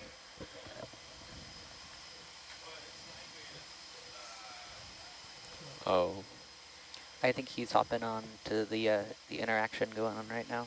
Roger. Sorry, I didn't have my Z bias on. It's so bouncy. That's better. We know which way the wind's blowing. That's for sure. There's quite a stiff breeze here. Yeah. That's from east to west, and it looks like the strike of this is roughly east to west. Yeah, that's gonna be oh. nice.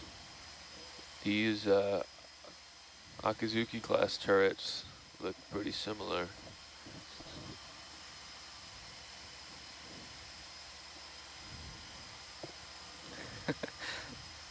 I suspect you'll have to go the other way soon. What's that? I suspect you'll have to go the other way soon, just Yeah, based. I'm gonna come back up and get just letting you know. This is Get the extent as we can. so that's 2 passes on the starboard side.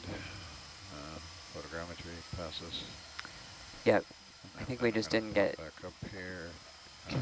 I think we just didn't get on the kind of like lowest mud line part of the starboard I side. got the mud line, yeah. On the first pass, I think, yeah. I got it on the second pass Oh, there second. in the down looking camera.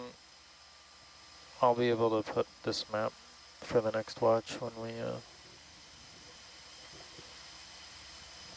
when I get off watch. We'll get a closer look at the There guns is. this time, and Yeah.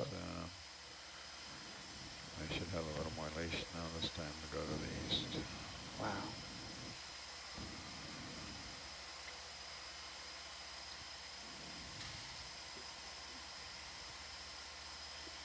Randy in the science portal is saying that it's the Teruzuki, no question. Very nice. The turrets certainly look like an Akizuki class. We don't know yet.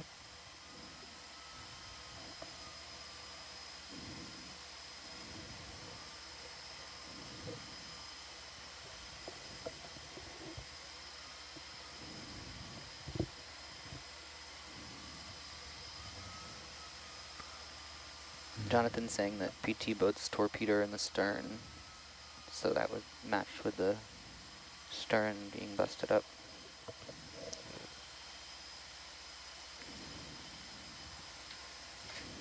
To dab it in your tail. Yes, I do. I turn my light on. Sneaking in. Tight spot here.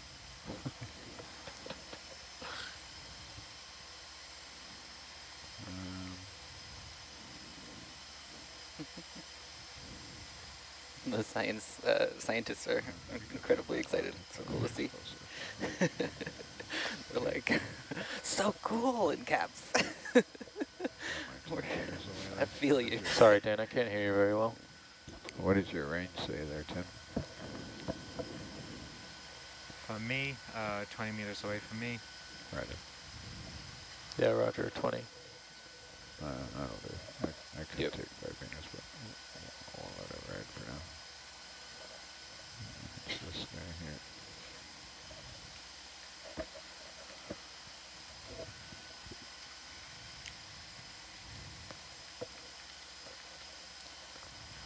So how did you find this? What was the story here? So our shoreside team with the DriX uncrewed surface vessel was mapping throughout the Iron Bottom Sound and looking around for potentially unidentified shipwrecks or other targets on the seafloor. And we've been doing a mix of revisiting sites that we know are there and ground truthing and coming down and looking at some of these recently mapped DriX targets. So this was mapped by DriX just in the last day or two, a couple days, and it sure is a shipwreck. So that just shows and speaks to the collaboration of our shoreside team and kind of the capabilities of doing multiple different operations with our vehicles and operating them in different locations simultaneously, but staying in communication and using those maps to kind of direct our ROV operations. Looks like some of, yeah, it's interesting, there's very little biological growth in comparison to some of the other wrecks and some of these rusticles. It almost looks like it's starting that concretion erosional process that you were speaking about earlier, Hiroshi. I believe. I think the platform that turret 2 standing on sunk a little bit because in the wreck the gun is much closer to turret 1 to the point where it looks like it wouldn't even be able to shoot over it if it was pointing straight. For the Akizuki? Akizuki class, but people are saying it's the Teruzuki. Okay, you'd like to move Atalanta over? How far does it go? Depends on, we could, yeah. Yeah, I might as well go all the way to the end of that, so if you want to move another 20, that'd be fine. And you could sneak a little closer. Yeah, I guess, so grand plan there, do you want to be wrapping around this way? No, I think we'll stay on this side. If we stay on this side, then we'll just get the full extent to the east and then go back west? I think so. Roger. I think that makes the least ship moves. Yeah, and this side is the easy side, so. Roger, so I'll give you a little more leash on the east side. Yeah,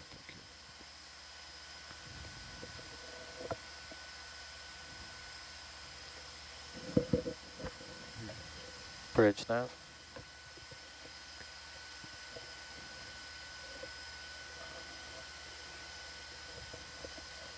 .15 meters, 080.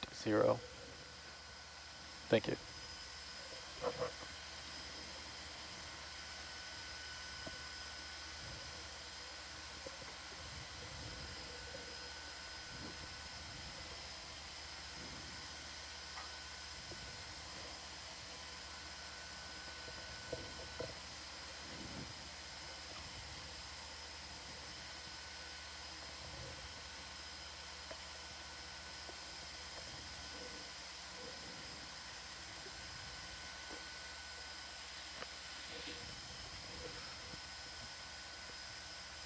Reaching the end of your leash. All right. There's the shaft. Wow.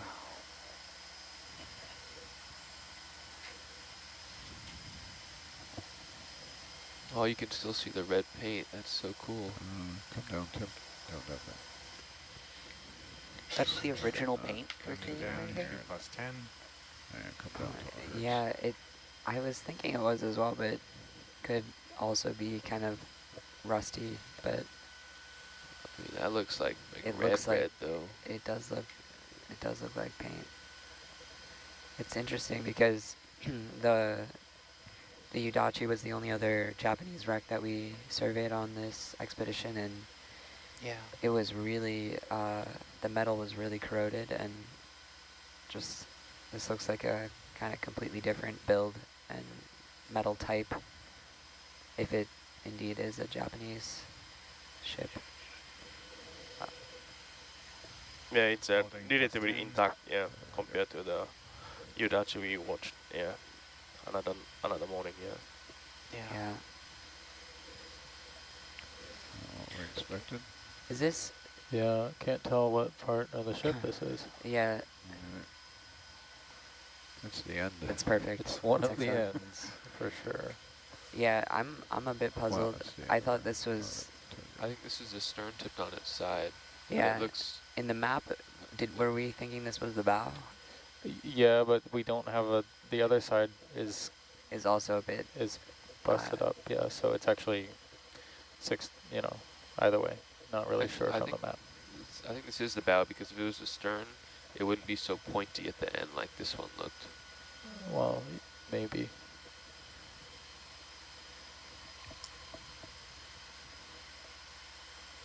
Maybe we get some more information in the wreckage coming up.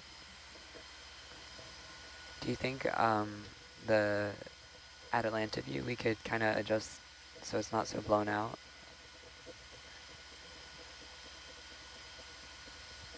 Nice, thank you. Wow. That's great. Yeah, I agree, that's definitely paint.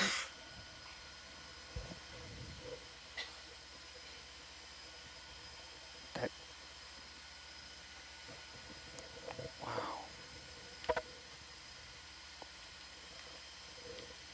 Is there any identifiers that we could be looking for? Like numbers or? Well, we have a name on the, I mean both side of, ship in katakana. If it's, yeah. Yeah, like this.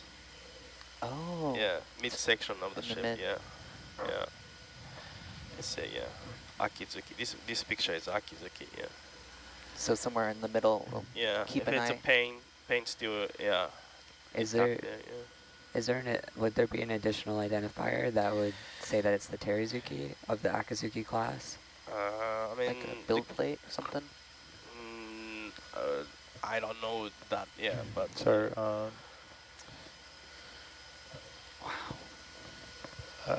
yeah, our delta, I don't know if you wanted to... yeah, I see it. Yeah. This is a nice shot. Okay, I'm back. That's 2 passes there. Roger. You said that was hiragana or? It's katakana. Katakana, yeah, okay. This is where I drop down, I believe. Out here should be... My katakana is so much worse. And we were learning earlier that Japanese vessels are typically come up with me. named after sort of natural features, or Yeah. and the Teruzuki, could you share what that means with us? I think it's shiny moon. Yeah, so this class is after something. Tsuki means moon, yeah. Tsuki? Yeah. Tsuki or Zuki, yeah. Or it's Tsuki, moon, okay. yeah. So this class itself probably called Akizuki class, and yeah, it means for autumn moon, yeah. And if it's Teruzuki, yeah, it's shiny moon, yeah. Wow. Teruzuki, yeah. Are those, what are we looking at in the middle there? Cables. Some cables of some sort? It's a big rusticle. Yeah, and we're seeing some anemones on that underside. Wow. They tend to like to be in the flow of currents, and little eddies can form like underneath these roof-like structures. Teruzuki might be illuminated moon, shining moon. Yeah. Jacob, I'm marking a pretty good Atalanta and Herc view for you. Very nice. Awesome. Wow. Thanks, That's a Bill. lovely shot. The deck is so flat. A lot of the other ships we've been looking at, there's a lot more Well, obviously that, not on that. yeah, that part is really nice crops, yeah. So It's just this side. Let's do a video burst when you're ready. I think this must be the Yeah, bow because maybe. of that little structure there in front of the... So I'll hold here. Yeah. Hiroshi, would these classes of ship be carrying the chrysanthemum crest, or is that reserved for others? I'm not sure. This destroyer. It's kind of smaller class. Yeah. Yeah, probably. Yeah, it didn't carry. Yeah, probably. I'm not sure. Yeah, but yeah. So most likely, potentially not? Yeah.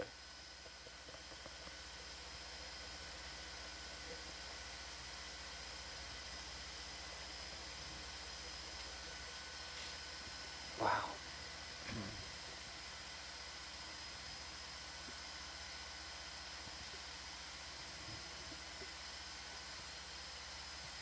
Yeah, science Can you astro try agree and that turn the they don't port and have that. starboard Yeah. light on?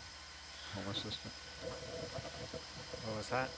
Can you try and turn the port and starboard light on home assistant? Okay, we can stop the video burst. Thanks.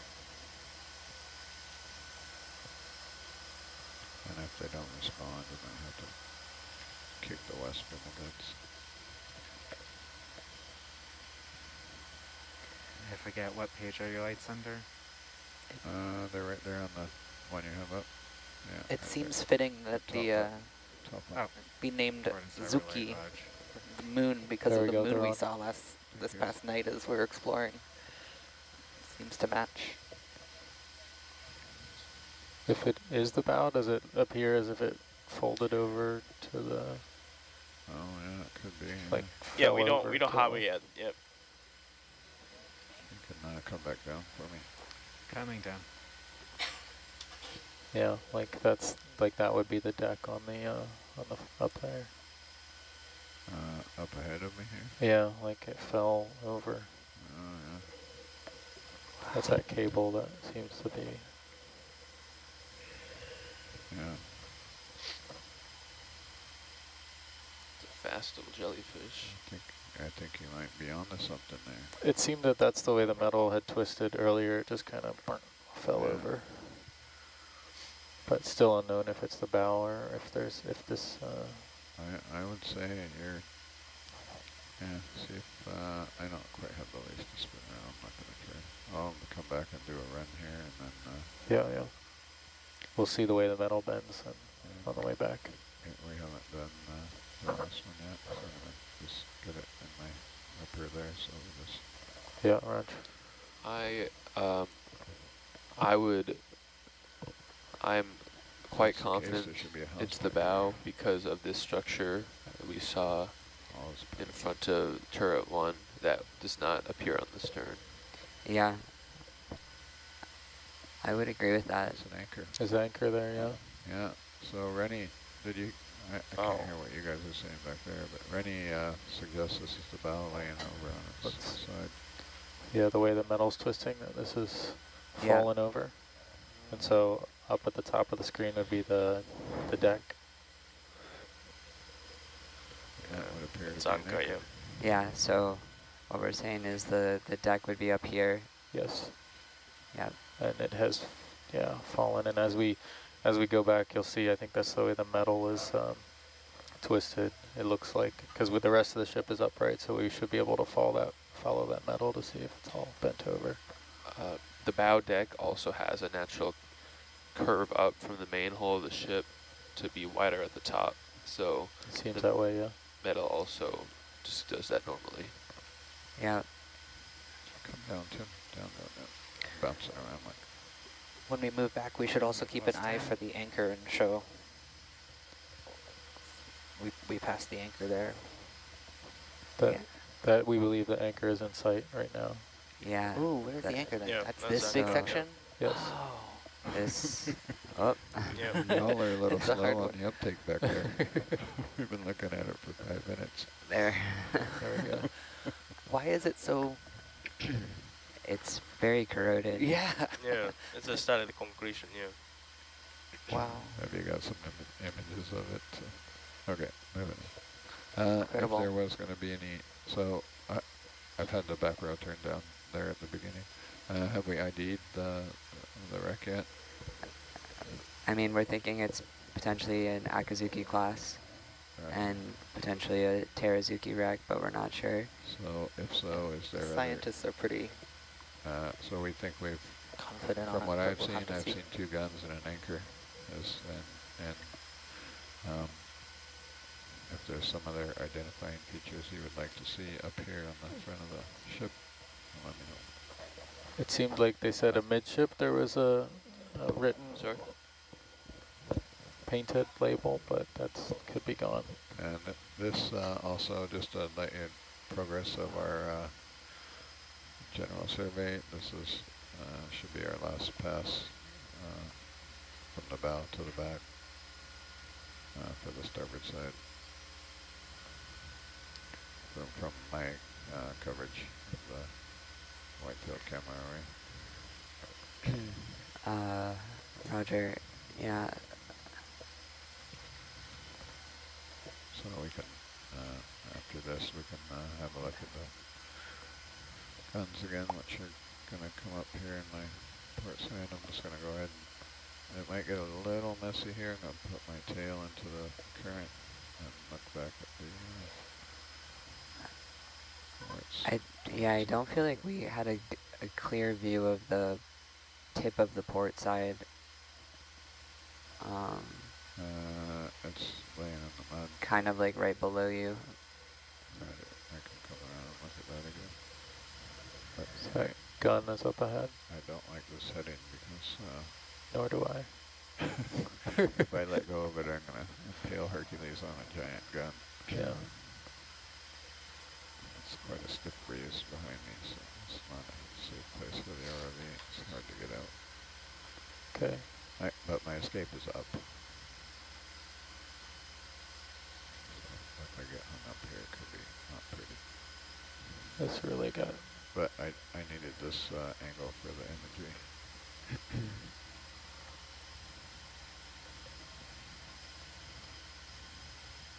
And also, yeah, this is where the bow tore off, and we think it tore off here and is laying on its port side.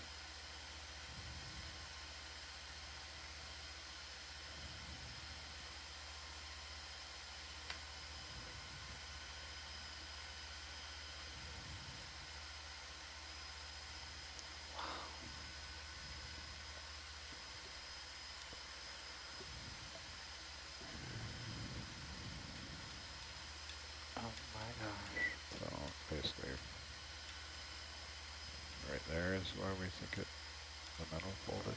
Yeah, right there to the right. Yeah. Folded over. So you can see the line of the. Yeah. Should I need one more of these? See the line of the ship here, and then it folded over to the left, or to the away from us. Yeah. Left is a vessel.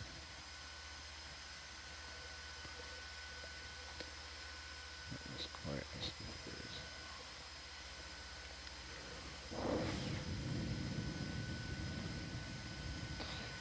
Do we know if the Hiroshi, do you know if the Teruzuki had red paint on the kind of hull of the ship? Yeah, those kind of Imperial Japanese Navy. Standard. Most of the Navy vessel had that kind of That color? on the bottom of the Okay. The bottom waterline. portion of I know that's pretty typical for vessels, but just, Okay, yeah. man. I feel we've got It's a pretty good good thing to check. coverage of from where we came in forward. Yep. From a photogrammetry perspective, if there's anything else, does everyone agree? Then we'll start moving aft. Unless Are there's we? something else you want to look closely at here? Yeah. I think that's fine. We as we move along, we might want to make some zooms on a few things. So yeah, you can zoom anytime, photogrammetry or no. Do you want me to note we've started our photogrammetry? say that again. Do you want me to note we've started our photogrammetry now? Oh, we started a while ago. I noted it already. Alright. Yeah, no worries. That before we Yeah. saw the wreck. Yeah. See, that thing right there Gonna on the move deck Atalanta. Yeah. is 270. Ready. the thing I was talking Bridge about. nav.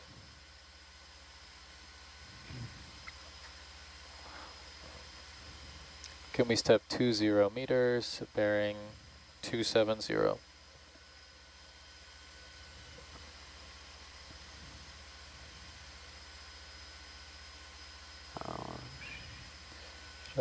Distance 20 meters, bearing 270. Thank you. Want me to follow you up, or are you okay with this?